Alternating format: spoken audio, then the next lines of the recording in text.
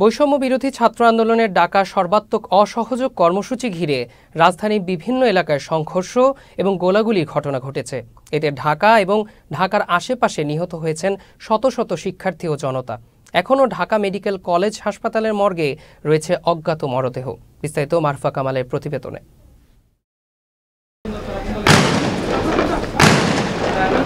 সরকার পতনের এক দফা দাবিতে বৈষম্য বিরোধী ছাত্র আন্দোলনের ডাকা বিভিন্ন কর্মসূচিতে আন্দোলনকারীদের উপর গুলি চালায় পুলিশ। এতে নিহত হয়েছেন অনেক ছাত্র জনতা।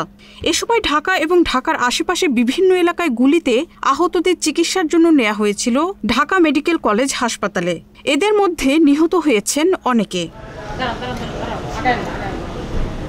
এখনও ঢাকা মেডিকেল কলেজ হাসপাতালের মর্গে পড়ে রয়েছে অজ্ঞাতনামা মরদেহ। আপনজনের খোঁজে প্রতিদিনই স্বজনরা ভিড় করছেন হাসপাতালের মর্গে। জালকুড়ি থেকে যাত্রাবাড়ির উদ্দেশ্যে রওনা হয়েছে।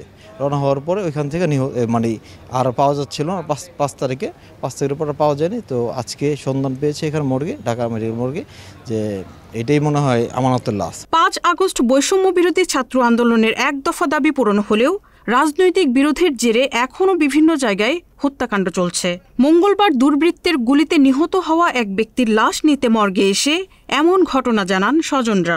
আমরা আজকে আসছি কারণ কালকে তো পোস্টমর্টম হয়নি। আজকে পোস্টমর্টম হলে আমরা লাশটা নিয়ে যাবো বুঝে। কারণটা এখন আমরা বুঝতে পারতেছি না। এখন দলীয় কন্ট্রোল হতে পারে বা অন্য কিছু হতে পারে। ছাত্র আন্দোলনের নিহত অনেকের লাশ ইতিমধ্যে শনাক্ত করা হয়েছে, হস্তান্তর করা হয়েছে স্বজনদের কাছে। আমরা 108টা ডেড বডি পেয়েছি। একটা 108 থেকে 100টা নিয়ে চলে গেছে, আর 8টা ডেড বডি আমাদের কাছে এখনো রয়ে গেছে। তাদের মধ্যে একটা গার্জেন আজকে পাওয়া গেছে, গার্জেন আমাদের পাশেই আছে। এখন একটা পরিচয় পাওয়া গেছে, আমরা দেখছি অন্যরা গার্জেন এখানে আছে।